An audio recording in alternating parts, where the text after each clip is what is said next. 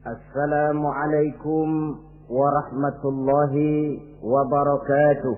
Waalaikumsalam warahmatullahi wabarakatuh. Bismillah walhamdulillah wassalatu wassalamu ala sayyidina Rasulillah sayyidina wa maulana Muhammad ibn Abdullah wa ala alihi wa sahbihi wa mawalah. أما بعد سبحانك لا علم لنا إلا ما علمتنا إنك أنت العليم الحكيم لا حول ولا قوة إلا بالله العلي العظيم. Saudara-saudara kaum muslimin rahimakumullah. Ada 3 perintah Allah yang berangkai dalam Al-Quran yang menurut para ulama tidak diterima yang satu apabila yang lain tidak dikerjakan. Di antaranya ayat aqimus shalah wa atuz zakah. Yang kedua ati'ullaha wa ati'ur rasulah. Dan yang ketiga ayat anishkurli wali walidaika. Perintah ini merupakan perintah yang berangkai. Aqimus shalah wa atuz zakah. Dirikan salat dan bayar zakat. Artinya tidak diterima salatnya orang yang tidak membayar zakat dan tidak diterima zakatnya orang yang tidak mendirikan salat. Perintah ini berangkai pada saat salat dikerjakan, zakat apabila sampai haul dan nisabnya harus dibayarkan. Begitu juga pada ayat ati'ullaha wa ati'ur rasul. Taatlah kamu kepada Allah dan taatlah kamu kepada Rasul. Tidak diterima taat kepada Allah kalau membelakangi Rasul, dan tidak diterima mentaati Rasul kalau tidak mentaati Allah. Keduanya berangkai dan tidak terpisahkan satu dengan lainnya. Taat kepada Allah artinya harus taat juga kepada Rasul. Mengamalkan Quran artinya juga harus dengan mengamalkan sunnah. Oleh karenanya sering diingatkan, usaha memisahkan umat Islam dari Islamnya selalu diawali dengan memisahkan umat Islam dari ulamanya. Dan ini bukan urusan baru. Sejak zaman dahulu, orang-orang yang anti kepada Islam selalu berusaha memisahkan umat Islam dengan Islamnya. Caranya pertama dipisahkan umat dari ulama. Kalau cara ini berhasil, mereka masuk kepada tingkat yang kedua, ditanamkan keraguan kepada sunnah. Kalau cara ini pun juga mereka berhasil, masuk kepada bagian ketiga yang terpenting, menanamkan keraguan kepada Al-Quranul Karim. Kalau umat sudah meragukan Al-Quranul Karim, maka tidak ada lagi yang bisa diharapkan. Oleh karena itu, ati'ullah dan ati'ur rasul tidak bisa dipisahkan satu sama lain. Apabila kita mengamalkan ajaran Quran, seiring dengan itu kita juga harus menegakkan sunnahnya. Adapun ayat yang ketiga yang merupakan perintah berangkai ini, anishkurli wali walidaika, kata Allah. Hendaklah engkau bersyukur kepadaku dan bersyukur kepada ibu bapakmu. Bersyukur kepada Allah tapi tidak bersyukur kepada ibu bapak tidak diterima. Bersyukur kepada ibu bapak tapi tidak bersyukur kepada Allah juga ditolak. Oleh karenanya keduanya tidak bisa terpisahkan satu sama lain. Orang yang pandai bersyukur kepada Allah, dia harus pandai juga bersyukur kepada ibu dan bapaknya. Bersyukur kepada ibu bapak artinya berbakti kepada kedua orang tua kita. Kalau kita perhatikan, dan inilah pokok yang akan kita bicarakan pada pertemuan ini, soal berbakti kepada ibu dan bapak. Kalau kita perhatikan, kedudukan kedua orang tua dalam Al-Quran itu tinggi sekali. Kita baca misalnya dalam surah Al-Isra ayat 23. Di sana menjelaskan وَقَضَى رَبُّكَ أَلَّا تَعْبُدُوا إِلَّا إِيَّهُ وَبِالْوَالِدَيْنِ إِحْسَانًا. Dan Allah Tuhanmu telah memutuskan, telah menetapkan, jangan kamu menyembah selain daripadanya dan berbaktilah kepada kedua orang tua. kita perhatikan tartibul kalimat atau tertib urutan kalimat dalam ayat ini. Pertama, jangan menyembah selain kepada Allah. Yang kedua, berbakti kepada kedua orang tua. Allah, setelah itu kedua orang tua. Begitu tinggi kedudukannya sampai dirangkaikan dengan kewajiban menyembah hanya kepada Allah. Sesudah itu apa? Wabil walidaini ihsana, berbakti, berbuat baik kepada ibu dan bapak. Lalu dalam surah An-Nisa ayat 36 kita temukan wa'budullaha wa la tusyriku bihi syai'a wa bil walidaini ihsana. Sembahlah Allah, jangan engkau sekutukan ia dengan sesuatu pun, dan berbuat baiklah kepada kedua orang tuamu. Lagi-lagi di sini perintah bertauhid, perintah menyembah hanya kepada Allah dirangkaikan dengan perintah berbakti kepada kedua orang tua. Dalam kehidupan sehari-hari, biasanya perintah penting lahir pertama. Perintah penting kedua lahir pada urutan kedua. Dari segi prioritas kita bisa melihat tingginya kedudukan kedua orang tua kita di dalam kehidupan ini. Lalu orang tua adalah bapak dan ibu.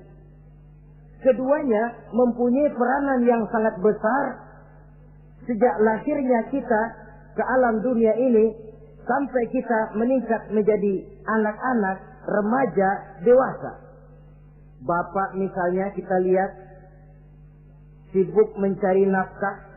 Ia pergi pagi, pulang sore, peras keringat, banting tulang. Karena cita dan harapan agar anaknya kelak hidup lebih baik dari dia sekarang ini. Dan untuk itu dia rela peras keringat, banting tulang. Seolah-olah dia berkata, ayahmu biarlah kaki jadi kepala, kepala jadi kaki, asal kau kelak jadi orang. Yang kadang-kadang setelah kita sang anak ini jadi orang, sering lupa kacang akan kulitnya. Sehingga boleh jadi orang lalu berkata, kalau orang tua kaya, anak jadi raja. Kalau anak yang kaya, orang tua sering jadi budak. Orang tua kaya, anak jadi raja, apa yang dia mau jadi kenyataan. Tapi kalau anak yang kaya, kadang-kadang orang tuanya yang jadi budaknya. Lalu di samping sibuk mencari nafkah, bapak juga memberikan perlindungan dalam kehidupan ini. Menjadi simbol wibawa yang pada satu saat kita akan merasakannya kalau dia sudah tidak ada. Begitu barangkali kecenderungan orang, seperti kata Imam Al-Ghazali, kamu baru merasa pentingnya suatu nikmat kalau dia sudah hilang dari diri kamu. Kita baru terasa pentingnya sehat kalau lagi sakit. Baru tahu pentingnya gigi kalau lagi sakit gigi. Baru tahu pentingnya telinga kalau lagi budak. Tetapi pada saat normal, kita menganggap itu sesuatu yang biasa. Bukankah keberadaan seorang bapak dalam hidup ini, di samping dia pelindung, juga menjadi simbol wibawa dalam kehidupan di masyarakat? Orang sering berkata, gue bukan takut sama lo, gue segan sama orang tua lo. Masih ada yang disegani, masih ada yang dihormati. Pantas saja kalau kita ambil dari sejarah, ketika baginda Rasul ditinggal wafat oleh Khadijah, oleh pamannya Abu Thalib, gangguan kafir Quraisy makin meningkat. Kenapa? Kemarin-marin mereka mau menghadang Nabi, mau menghantam Nabi, masih mandang Khadijah binti Khuwailid, seorang bekas janda bangsawan. Mereka masih memandang Abu Thalib, orang tua yang disegani. Sekarang dua-duanya sudah tidak ada, apalagi yang mau disegani, hantam saja sudah Muhammad. Itu pun dirasakan oleh pribadi Nabi kita. Saudara-saudara kaum muslimin, apalagi yang namanya ibu, dia lebih banyak menangani kita. Pantas kalau Rasul satu saat ditanya orang, ya Rasul, siapa sih yang paling harus saya taati di dunia ini? Ibumu. Lalu siapa lagi ya Rasul? Ibumu. Kemudian setelah itu siapa ya Rasul? Ibumu. Sesudah itu siapa ya Rasul? Bapakmu. Ibu, baru bapak. 3 berbanding 1. Kenapa harus begitu? Kita lihat. Pertama yang namanya ibu, sejak proses kehamilannya sudah istilah Quran hamalathu wahnan ala wahnin. dia mengandung kita dalam keberatan yang bertumpuk di atas keberatan. Berat kuadrat. Bahkan sebelum itu, sejak ngidam anaknya, ibu kita itu sudah kita siksa. Yang kepengen dimakan, yang bukan-bukan. Muntah, nggak karu-karuan. Keinginan yang tidak musim. Sampai ketika terjadi proses kehamilan. Dari hari ke hari hamilnya makin lama, makin berat, makin lama, makin besar. Kemana-mana dibawa. Belum pernah ditaruh. Ini berat mau ke pasar, taruh dulu sebentar. Tidak. Itu ya saudara, orang hamil itu ya, saya sendiri alhamdulillah belum pernah hamil. Tapi kalau kira-kira 2 kilo, itu ada itu. Umpama pengen ngerasain, cari kelapa yang beratnya kira-kira 2 kilo, jantung di perut kemana-mana bawa. Apa enak kayak begitu itu? Kehamilannya makin lama makin besar, makin lama makin besar. Tidurnya pun sudah serba sulit dan serba salah. Sampai dia kepada saat kelahirannya, saat melahirkannya, berhadapan dengan 2 pilihan. Kalau tidak hidup, mati. Dan seorang suami tidak pernah menghadapi saat-saat kritis macam gitu. Paling-paling waktu istrinya melahirkan, dia cuma nungguin di depan pintu. Bingung, gelisah, tapi masih sempat ngerokok. Si istri sudah pasrah berhadapan dengan kalau tidak hidup, mati. Saudara hadirin yang saya hormati, dalam pilihan itu dia lahirkan anaknya ke alam ini. Dan maha adil Allah. Andai kata pun seorang perempuan kalah dalam perjuangan ketika melahirkan anaknya, dia meninggal, dia mendapat pahala seperti orang yang mati syahid. Sebab orang mati syahid itu ada 3 macam. Ada syahid dunia akhirat. Ini orang yang pergi perang membela agama, niatnya karena Allah, dia gugur di medan perang, syahid dunia akhirat. Tidak usah dimandikan, dikafankan, disolatkan, dikubur dengan pakaian yang dia pakai, yang berlumur darah itu. Yang kedua, ada orang mendapat syahid akhirat. Artinya, mendapat pahala seperti pahalanya orang yang mati syahid. Tetapi jenazahnya tetap wajib diurus seperti biasa. Dimandikan, dikafankan, disolatkan. Hanya pahalanya seperti pahala orang mati syahid. Siapa mereka? Al-Gharik. Orang yang mati tenggelam, kelelep di kali, itu mati syahid, syahid akhirat. Apalagi sahibul hadmi, orang yang tertimpa benda keras secara mendadak, mati syahid, syahid akhirat. Di dunianya tetap wajib diurus seperti biasa. Saudara lagi jalan enak-enak ketiban batu 2 ton. Mati, mendapat pahala syahid, syahid akhirat. Tapi jangan diniatin. Kalau diniatin, saya mah pilih selep aja dah. Lu nyebur ke kali, mati, syahid. Tidak. Konyol malah itu, bunuh diri namanya. Nah, di antaranya yang mati syahid itu perempuan yang meninggal pada saat melahirkan anaknya. Tapi masalah kita dalam pilihan antara hidup dan mati, dia lahirkan anaknya ke alam ini. Lalu proses mengasuh dan membesarkan lebih banyak sang ibu ketimbang sang bapak. Tengah malam, bapaknya sudah asik tidur lelap. Si ibu masih saja berkutat dengan anak bayinya. Dibungkusnya pakaian, si anak pun pipis digantinya itu. Setelah itu dijaganya juga dari gigitan nyamuk. Sehingga pepatah bilang kasih ibu sepanjang jalan, kasih anak sepanjang galah. Ini berarti bahwa bagaimanapun upaya hendak menebus jasa daripada ibu, memang sulit untuk tersebut. Oleh karenanya saudara-saudara, pantas saja kalau Nabi sampai 3 kali ibumu, ibumu, ibumu, setelah itu bapakmu. Nah, oleh karenanya apa sebenarnya kewajiban seorang anak kepada kedua orang tuanya? Dengan kata lain, bagaimana kita berusaha untuk berbakti kepada ibu bapak ini? Di dalam kitab Tanbihul Ghafilin ada dijelaskan, lil walidi 'alal waladi asaratu huquqin.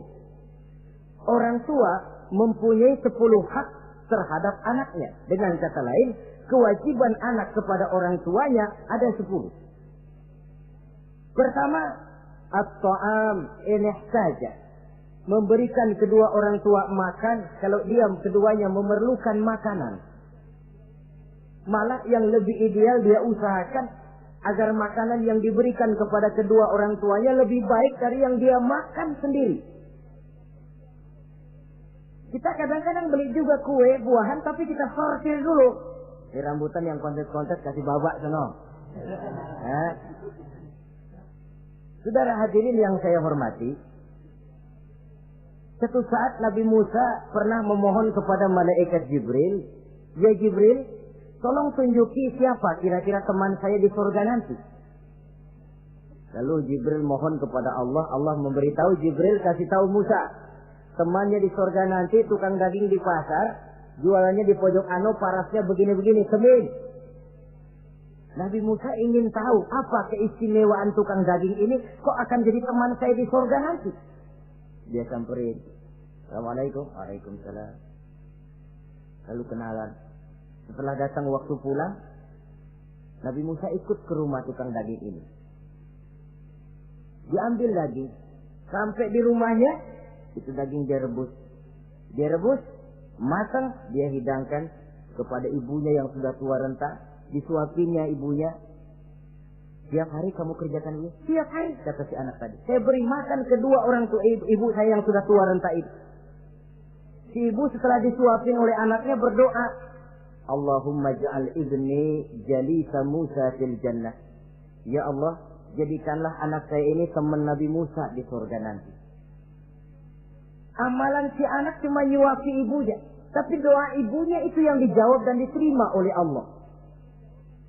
Si ibu berdoa, "Ya Allah, anak saya ini jadikan teman Nabi Musa di surga nanti." Allah kabulkan doa ibu yang tiap hari disuapi diberikan makan oleh anaknya. Jadi taruhlah kita sebagai anak ini, ibadah kita barangkali menyebabkan doa kita belum begitu diterima oleh Allah. Permohonan kita barangkali masih nyangkut di langit. Tapi jikalau kita bisa menyenangkan hati ibu bapak kita yang mendoakan kita, insya Allah makbul. Sebab orang tua itu doanya makbul, sumpahnya juga manjur. Kalau ibu sudah berkata, "Nak, air mata yang tertumpah terurai untuk mengasuh dan membesarkanmu, nak. Air susu ibu yang kau minum sampai kau tumbuh menjadi dewasa semacam ini, seluruh cucuran keringat dan jerih payah ibu rela, nak. Mudah-mudahan kau jadi orang berguna. Insya Allah hidup ada berkahnya." Tapi kalau hati orang tua sudah masghul, apalagi sampai keluar sumpahnya, banyak legenda-legenda, entah itu yang namanya si maling kundang, anak durhako, entah itu riwayat-riwayat lain yang menjelaskan bahwa tidak ada keberkahan yang bisa tegak tanpa doa dari ibu dan bapak. Saudara-saudara kaum muslimin yang saya hormati, memberikan makan kepada kedua orang tua. Sekarang kalau kedua orang tua mampu bagaimana? Tidak jadi soal. Tidak jadi soal orang tua mampu atau tidak kita memberikan, mengirimkan makanan. Apalagi kalau orang tua kita sudah lanjut usianya, iyalah kalau umur 40-50 tahun masih bisa makan sendiri. Tapi pada saat saudara yang berbahagia dikaruniai orang tua berumur panjang, 70, 80, 90 tahun, sesuai dengan janji Allah, "Wa man nu'ammirhu nunakkishu fil khalqi." Siapa yang kami panjangkan umurnya, kami kurangi bentuk kejadiannya. Artinya berkurang nikmat Allah itu. Panjang umur, nikmat berkurang. Artinya mata sudah lamur, pikiran sudah rada pikun. Nunakkishu fil khalqi. Berkurang kejadian asalnya itu. Kesempurnaannya sudah tidak ada lagi. Mengurus orang tua macam begitu memang kalau nurutin pegelnya ya makan nasi. Kadang-kadang karena pikun pagi-pagi pengen kita beli es puket. Makan. Lagi zaman susah tukang bubur kepengen makan bubur. Tapi di situ ujian. Begitulah dahulu orang tua kita melayani kita dikala kita belum masih merah, belum bisa berbuat apa-apa, belum punya pilihan. Tapi mereka sabar, mereka ikhlas. Tidak sabarkah kita? Tidak ikhlaskah kita di hari tua mereka? Kita mengasuh dan melayani mereka. Kadang-kadang karena rewel, anak ketelepasan omong. Udah tua, rewel aja. Hancur hatinya. Dalam keadaan tidak berdaya, mendapat kata yang tidak enak lagi dari anak-anaknya. Saudara hadirin yang saya hormati, jadi soal orang tua mampu atau tidak memberi makan, itu bukan soal, tapi kewajiban anak memberikan makan kepada kedua orang tuanya. Ini kewajiban yang pertama. Kewajiban yang kedua, al-khidmatu in ihtaja. Al-khidmah artinya berbakti kepada ibu dan bapak. Satu hari ketika kumpul dengan para sahabat, Nabi pernah berpesan kepada Sayyidina Umar bin Khattab radhiyallahu anhu. Umar, saya ya Rasul. Nanti kalau kamu sempat datang ke kota Madinah, Umar, cari anak muda yang bernama Uwais Al-Qarni dan kau minta didoakan olehnya. Sayyidina Umar heran. Ini yang menyuruh Rasul. Padahal Rasul doanya mustajab. Dan lagian masih banyak orang-orang tua. Kenapa kalau datang ke Madinah suruh cari anak muda namanya Uwais Qarni dan minta didoakan olehnya? Apa keistimewaan Uwais Al-Qarni ini? Jadi ini pun juga alasan kata Nabi, aksiru minan nas bidu'ail khair fa innaka la tadri min ayyi fahin yuqbal. Banyak-banyaklah kamu minta doa kebaikan dari orang lain, sebab kamu tidak tahu dari mulut yang mana doa diterima Allah. Menurut kita barangkali orangnya kere, nggak ada potongan, tapi kalau doanya diterima Allah, siapa yang sanggup menghalangi? Ada orang bilang, enakan doa sendiri langsung mantap, tidak jelek. Tapi minta didoakan orang lain pun tidak salah. Saudara-saudara yang saya hormati, kadang-kadang tukang minta-minta pengemis datang ke rumah. Kita kasih 100 rupiah, lalu keluar doanya kan, mudah-mudahan rezekinya bapak lancar dan segala macam. Ada orang yang nggak sabar, dia bilang, Allah kenapa saya kamu doain dirimu sendiri aja dah, supaya besok jangan jadi pengemis lagi. Secara logika mungkin, secara logika. Tapi agama bukan cuma logika. Siapa tahu dan siapa yang bisa menghalangi kalau doa dari mulut tukang pengemis itu yang diterima Allah? Tidak seorang pun yang tahu. Nah, Sayyidina Umar heran, apa sih keistimewaan Uwais Al-Qarni ini? Ketika beliau ke Madinah diselidiki, apa keistimewaan si Uwais ini? Masih muda, tapi saya oleh Nabi disuruh temuin dan minta didoakan olehnya. Nah, jadi dalam pandangan Allah itu ya nggak ngurus tuanya. Yang afdal itu yang tua dan banyak ibadahnya, dekat dengan Allah. Tapi kalau tuanya cuma kejemur, ya mending-mending yang muda dan banyak ibadahnya. Uwais Al-Qarni ini contoh. Apa ibadah Uwais Al-Qarni? Ternyata dia seorang anak yang sangat berbakti kepada ibunya. Ayahnya sudah meninggal. Dia pernah menggendong ibunya dari Madinah ke Mekah cuma untuk bikin haji dan untuk bertemu dengan Rasul. Sayang, tidak sempat bertemu dengan Rasul. Menggendong ibu dari Madinah ke Mekah itu kira-kira 465 kilo ya. Jakarta Semarang. Digendong ibunya. Kita kadang-kadang ibu kita ini sudah sakit payah. Mau ke dokter saja. Masih manggil orang, tolongin gotongin mak gono. Masih minta tolongin. Berat kita. Uwais Al-Qarni menggendong ibunya cuma untuk menunaikan ibadah haji dan bertemu dengan Rasul. Rupanya karomahnya itu muncul karena dia merupakan anak yang sangat bakti kepada ibunya. Jadi Allah memberikan karomah itu ya, ada yang karena orang rajin tahajud, ada yang karena tangannya pemurah, dermawan, ada yang karena sangat berbakti kepada kedua orang tuanya, ada yang karena rajin baca Quran, ada yang karena rajin melaksanakan puasa sunnah. Timbul karomahnya, keistimewaan yang diberikan Allah kepadanya. Jadi bakti kepada ibu dan bapak mendatangkan karomah, keistimewaan yang diberikan Allah kepada kita. Kayak Uwais Al-Qarni ini. Kalau dilihat dari segi ibadah, dia masih muda. Tentu lebih banyak ibadahnya macam Umar bin Khattab. Tapi karena baktinya kepada ibunya, sampai Nabi pesan Sayyidina Umar, kalau kau sempat ke Madinah, cari anak muda bernama Uwais Al-Qarni, minta didoakan olehnya. Artinya doanya dikabul oleh Allah Subhanahu wa ta'ala. Saudara-saudara kaum muslimin yang berbahagia. Kewajiban yang ketiga, al-ijabatu in da'a. Menjawab, memenuhi panggilan orang tua apabila keduanya memanggilmu. Menjawab panggilan kedua orang tua. Dan cara menjawab ini pun Al-Quran memberikan tuntunan etiknya. Wala taqul lahuma uffin. Jangan kepada kedua orang tuamu ngomong uff. Uff, hus, oi. Itu dianggap kurang etis. Saudara hadirin yang saya muliakan, menjawab panggilan orang tua merupakan kewajiban anak dan merupakan hak dari orang tuanya.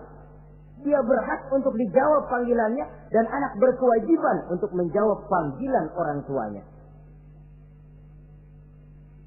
Mari kita ikuti satu riwayat bahwa ada seorang anak muda yang soleh, tekun melaksanakan ibadah, namanya Jurayj.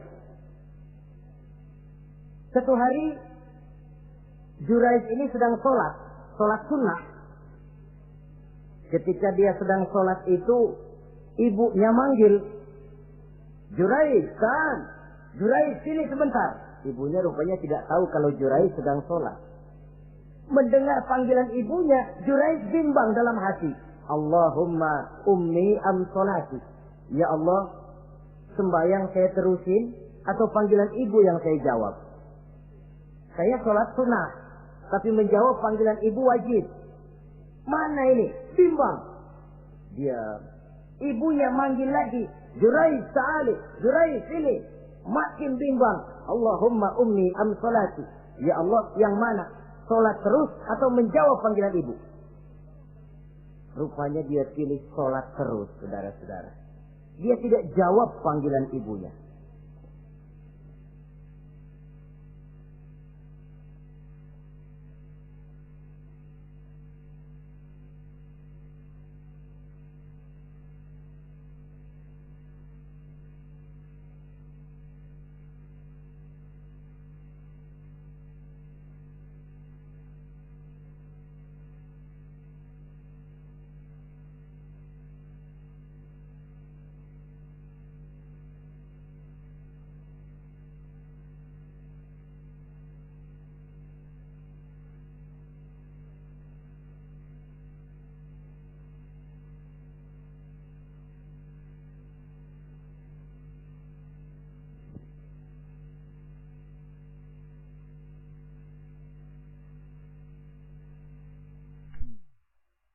Karena panggilannya tidak dijawab ini, mangkel rupanya hati sang ibu.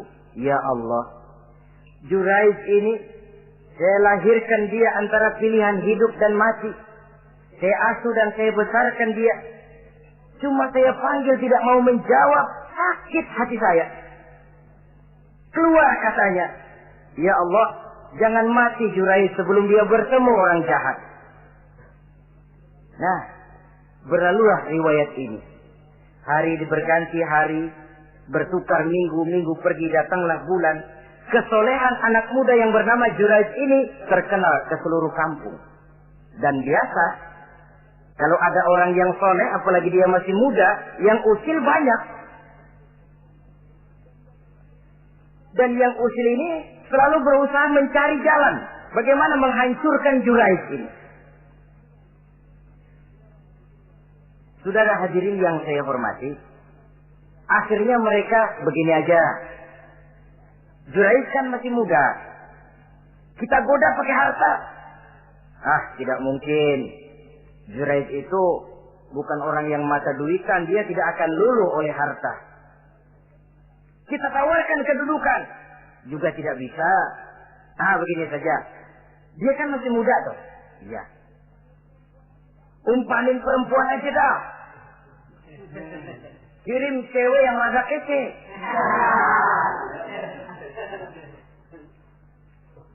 Dicarilah perempuan untuk menggoda Jurais ini. Sampai satu malam Jurais sedang ibadah di mihrab dalam masjid. Masuk perempuan ini dengan langkah gemulai, dengan suara merdu mendayu-dayu, mencoba merayu, membujuk, memperdaya, mempesona Jurais. Tapi enggak kena. Sejak dari berpakaian lengkap si perempuan ini, sampai bahasa Arabnya uryanun thalik, tanpa sehelai benang pun lagi lekat di badannya. Menggoda Jurais, memegang Jurais, muter-muter di depan Jurais, tanpa selembar benang pun lekat di badannya. Jurais mantap. Si perempuan karena sudah kadang merasa dibayar lalu nggak berhasil kan malu. Akhirnya dia keluar dari masjid, dia pergi ke sebuah kampung, di sana dia berzina dengan seorang pengembala kambing dan hamil. Ketika hamilnya besar, si perempuan ini kemana-mana pidato. Saudara-saudara, kenal nggak Jurais? Kenal. Yang katanya rajin benar ibadah tuh, yang mainannya di masjid melulu, yang mainannya tasbih melulu. Nih, perut saya nih. Dia urusannya tuh. Jurais, apa betul? Oh. Akhirnya Jurais dicari orang, macam-macam, yang caci maki, bahkan ada yang bikin pakai batu sampai berdarah kakinya, berdarah tangannya. Caci maki orang sudah nggak karu-karuan. Masjid lu ya, topeng doang lo. Saudara hadirin yang saya hormati, kita lihat di sini, Jurais sedang sholat sunnah, dipanggil oleh ibunya, tidak menjawab. Cuma itu ilatnya. Dan ibunya pun tidak tahu kalau Jurais sedang sholat. Keluar omongan yang tidak enak dan omongan itu manjur. Kata Jurais, saudara-saudara begini. Apakah di antara saudara-saudara ada yang lihat saya melakukan zina dengan perempuan ini? Tidak ada. Lalu atas dasar apa saudara menuduh saya? Ya pengakuan si perempuan tadi. Enggak bisa dong kalau enggak ada saksi. Sekarang begini saja.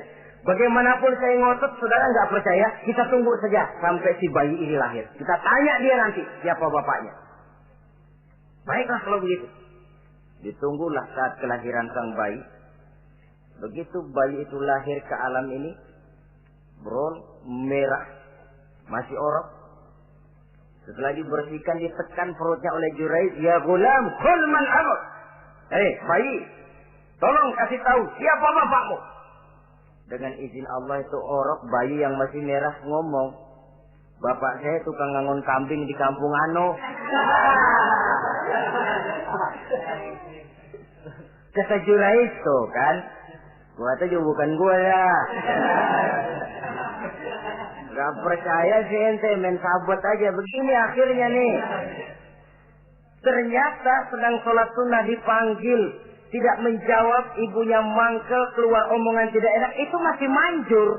Apalagi kalau nggak lagi ngapa-ngapain, dipanggil nggak jawab. Atau menjawab dengan panggilan yang nyakitin hati. Tentu saja lebih manjur lagi ucapan orang tua kita itu. Saudara-saudara yang saya hormati, jadi kewajiban ini al-ijabatu inda'a, menjawab apabila dipanggil. Teorinya mudah ini, prakteknya yang sulit. Pada suatu saat kita sedang menghadapi urusan yang sangat penting, orang tua manggil. Pada suatu saat kita sedang menghadapi tamu untuk sesuatu yang vital, orang tua manggil. Pada saat semacam itu, seperti ada hadis, tuan rumah wajib menghormati tamu. Itu sih mudah dalam situasi normal. Tapi coba malam kita sudah nggak tidur, begitu mau tidur baru mau ngelayat, assalamualaikum tamu.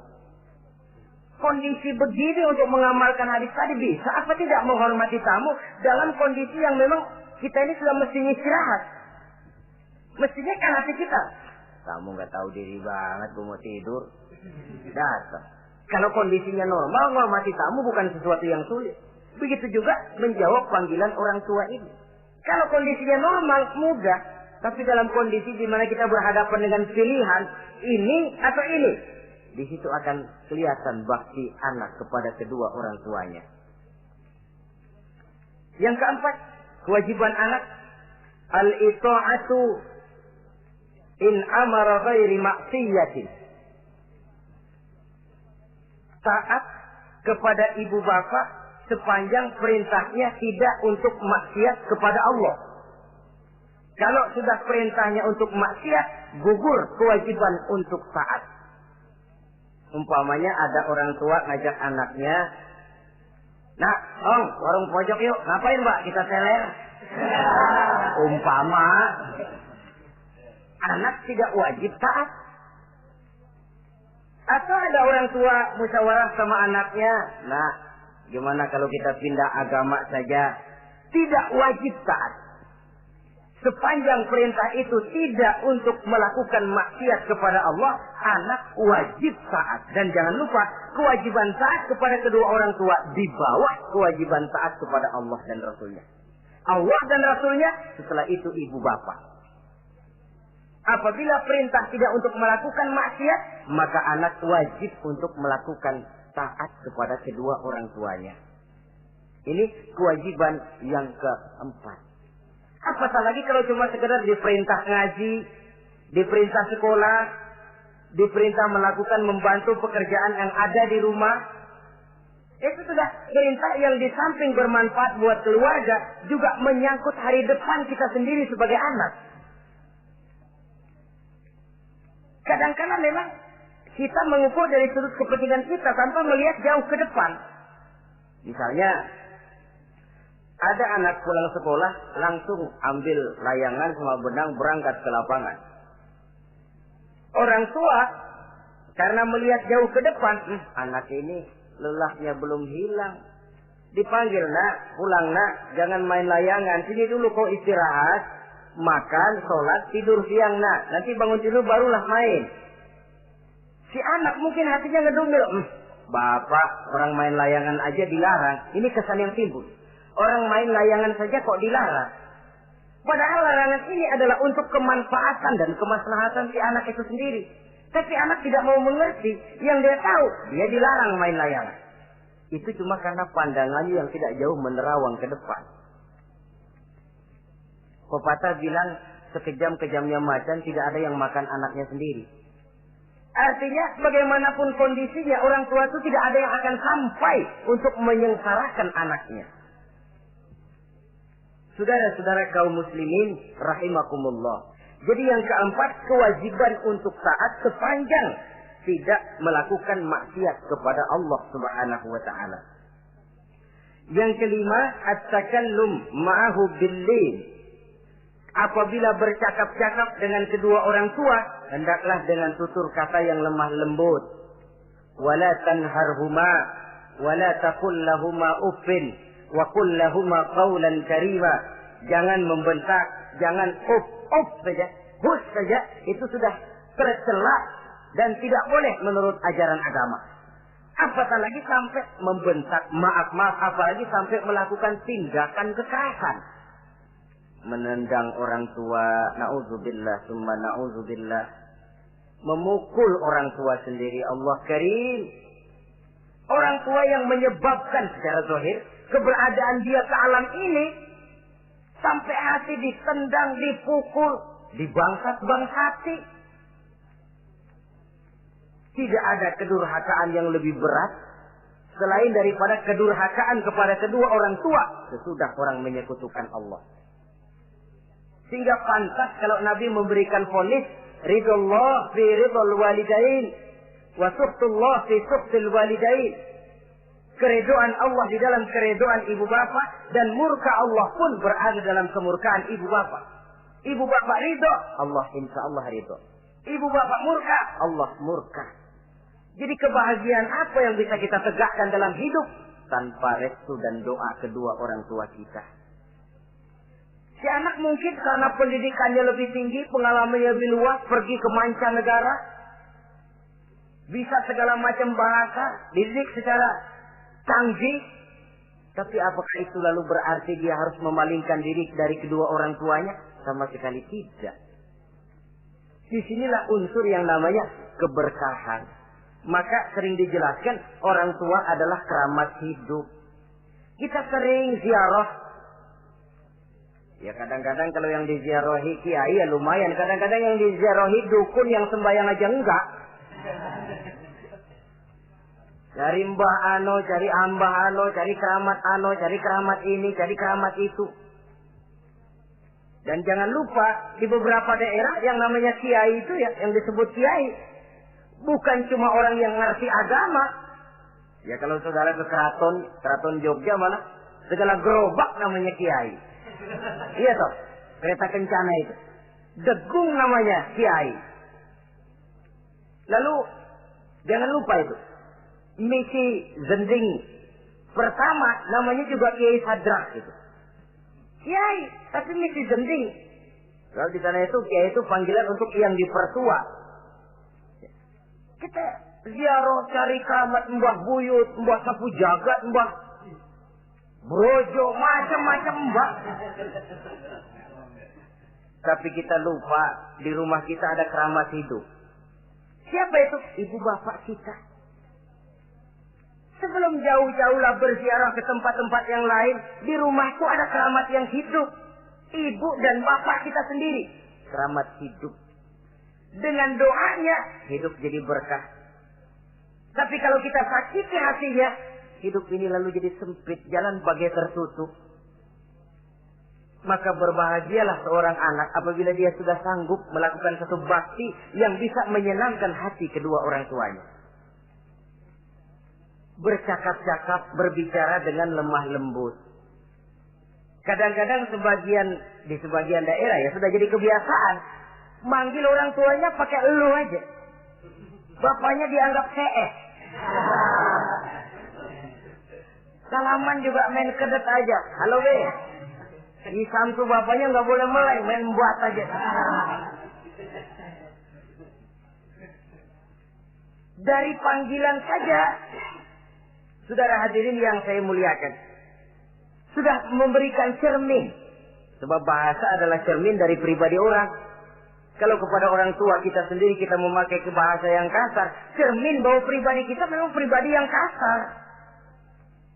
Jadi pantas kalau agama mengatakan, apabila kedua orang tuamu sudah mencapai usia lanjut, fala tanharhuma, jangan membentak, wala taqul lahuma uffin, jangan berbicara uff, wa qul lahuma qaulan karima, sampaikan berbicara kepadanya dengan qaulan karima, kata-kata yang mulia, bukan kata-kata yang bagus dan indah diminta, qaulan karima, kata-kata yang mulia. Ya Allah, luhur indah betul bahasa Quran ini. Berbicara kepada kedua orang tua dengan kata-kata yang mulia. Jadi sekedar itu saja tidak boleh, konon lagi sampai membentak. Termasuk orang tua ini yang mertua. Kalau orang tua kan tiga loh. Orang tua yang menyebabkan kita lahir ke dunia, ibu bapak kita. Orang tua yang mempercayakan anaknya kepada kita, mertua kita. Dan orang tua yang mendidik kita, guru kita. Ketiganya berfungsi orang tua. Kewajiban ini juga berlaku. So, mertua kan cuma sekedar istilah. Pada hakikatnya dia adalah orang tua kita juga. Jangan lalu berbeda karena cuma dia bapaknya istri kita. Sama saja. Kalau kepada orang tua sendiri menghormati, lalu kepada mertua kita kurang begitu perlu, itu sudah satu sikap yang tidak adil. Tentu itu akan menyakiti hati istri. Atau kalau dia istri, akan menyakiti hati suami. Berkata dengan kata-kata yang mulia. Saudara-saudara, yang keenam, in ihtaja ilal kiswah kasahu in qadar 'alaiha. Kalau dia perlu pakaian, berikan pakaian walaupun dia sendiri mampu membeli. Nah, antarin bapak beli kacamata yuk. Ayo pak, Sudah sampai di toko kacamata, bayar oleh anaknya. Walaupun si bapak punya duit dan si bapak yang ngajak beli, kewajiban anak, bayarin. Jangan mentang-mentang bapaknya cuma minta dianterin, bener-bener nganterin. Bapaknya ngeluarin dompet cuek aja. Mana ada kembalinya, Pak? Wah, kembalinya ditarik. Ya, kalau anak belum punya penghasilan ya wajar. Yang kita maksud di sini, anak sudah mandiri dan punya penghasilan yang memadai, bahkan mencukupi untuk membantu orang tuanya. Saudara hadirin yang saya muliakan, dan ini juga kalau memang bisa, seharusnya orang tua kita pakaikan yang lebih baik dari yang kita pakai sendiri. Kalau bisa. Sebab nantinya sikap kita kepada orang tua kita itu akan jadi bahan bibir di masyarakat. Ya, dia enak-enakan ke orang tuanya begitu aja ya. Mungkin di depan kita orang tidak bicara, tapi di belakang kita. Kok tegel ya? Kok sampai hati ya? Dia enak-enakan berdiri di Menara Gading, tapi orang tuanya tiap hari kerja begitu berat. Saudara hadirin yang saya hormati, sekali lagi, di depan kita orang mungkin tidak berani bicara, tapi di belakang itu akan jadi buah bibir. Ini dari segi kita memelihara muru'ah. Yang ketujuh, al-masyu khalfuhu. Kalau jalan, mengiring. Artinya, di belakang orang tuanya. Ini adabnya. Adab berjalan. Saudara yang saya hormati, ini yang dicontohkan oleh baginda Rasul. Jika berjalan dengan orang-orang tua, beliau belakangan. Kenapa? Ini merupakan simbol penghormatan kita kepada orang yang lebih tua daripada kita. Tidak mentang-mentang karena pendidikan lebih tinggi, merasa dirinya lebih tahu, lebih pengalaman, selonong boy. Orang tua tahu apa sih? Ngir. Waduh, hebat. Saudara hadirin yang saya hormati, al-masyu khalfuhu. Berjalan di belakangnya. Begitu juga untuk mengemukakan pendapat. Kalau suatu saat orang tua mengajak musyawarah, dengarkan dulu omongannya, tangkap seluruhnya. Kalau kita merasa bahwa itu salah, jangan lalu dipotong. Salah, Pak. Jangan begitu. Bapak kolot sih. Salah. Jangan. Sebab itu akan menyakiti hatinya. Kalau hatinya terluka, itu sudah merupakan suatu dosa. Melukai hati kedua orang tua. Kalau kau dianggap kita diminta mengemukakan pendapat, kemukakan pendapat itu. Kalau menurut saya sih begini. Dan itu memang orang tua yang bijaksana. Dia juga tidak cuma memaksakan pendapatnya, tapi juga minta pendapat dari si anak. Ada timbal balik. Sistemnya komunikasi keseimbangan. Inilah makna ucapan Nabi. Bukan termasuk golonganku, kata Nabi. Orang tua yang tidak sayang kepada anak muda. Dan orang muda yang tidak menghormati orang tua. Bukan golonganku. Jadi seimbang tuh. Yang tua sayang yang muda hormat yang tua. Tapi yang tua jangan minta dihormati. Ini kewajiban orang muda, hormati. Kewajiban yang tua apa? Sayangi yang muda. Jangan mentang-mentang yang muda harus menghormati yang tua. Lalu yang tua minta dihormati, gila hormat. Gua kan tuaan lo, kalau salaman sama gue cium tangan ya. Pokoknya kalau lo nggak nanya, gua nggak nanya. Mentang-mentang tua lalu pasang tarik. Tidak, malah kalau menurut tradisi Islam ya, tradisi Islam saya katakan, Nabi itu siapapun yang beliau temui, beliau yang pertama kali memberi salam. Sebab bila dua orang muslim ketemu, yang terbaik adalah yang pertama ngasih salam. Si A, si B ketemu. Siapa yang paling baik di antara keduanya? Yang duluan ngucap salam. Jadi berebut ngucap salam. Kita zaman sekarang kadang-kadang kita sudah assalamualaikum yang nyautin kayak sirawan. Mukanya pakai ditekuk. Kita sudah yang muda mau menghormati, yang tua malah gila hormat. Yang muda jangan cuma minta disayangi, tapi nggak sanggup menghormati yang tua. Sistem keseimbangan. Yang tua sayang yang muda hormat kepada yang tua. Kalau ini terwujud, nikmat kehidupan bermasyarakat ini. Kadang-kadang kan pincang, yang tua nggak sayang sama yang muda. Ada bakat-bakat terpendam yang mau maju dianggap saingan. Kalau yang begini maju rusak gua nih. Lalu diseken.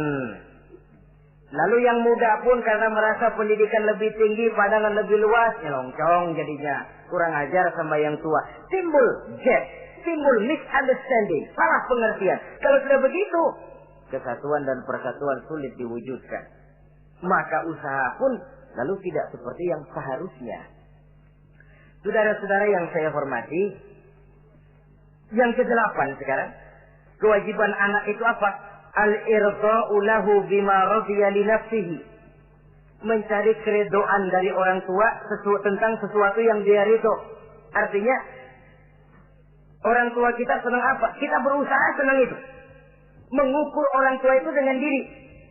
Ukurannya diri. Yang orang tua kita senang, kita berupaya senang. Orang tua kita senang ngaji, berusahalah kita untuk senang hadir di majelis taklim. Orang tua kita senang baca Quran, kita juga berupaya senang baca Quran. Sebab yang paling membesarkan hati orang tua sesungguhnya tidak lain kalau dia melihat anaknya ini sesuai dengan yang dia harapkan. Oh, kalau sudah begitu orang tua itu cucuran keringatnya, peras keringat banting tulangnya, jibakunya, rasanya hilang capeknya. Kebahagiaan orang tua tidak cuma kalau anaknya jadi kaya lalu mengantarkan makan, minum, buahan, peralatan yang serba lengkap, tidak. Lebih dari sekedar itu orang tua berharap dia bisa menerima pensiunan pahala dari meninggalkan anak yang soleh. Alangkah indahnya jika orang tuanya nanti wafat meninggalkan alam ini, anak-anaknya mengurubungi di sekelilingnya, memimpin orang tuanya membacakan syahadat.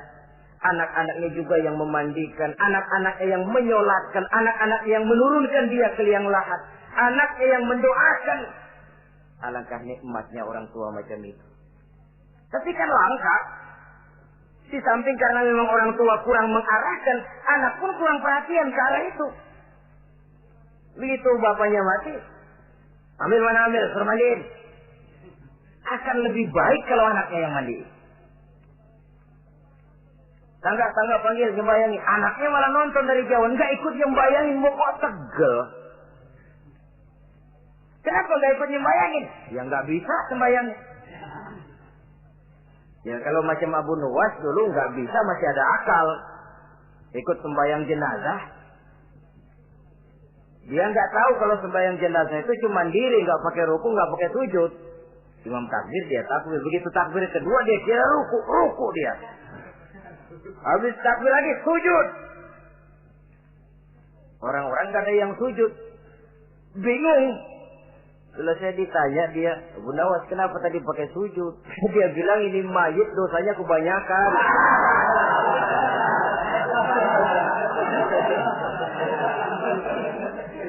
Jadi kalau nggak pakai sujud dosanya nggak diterima katanya.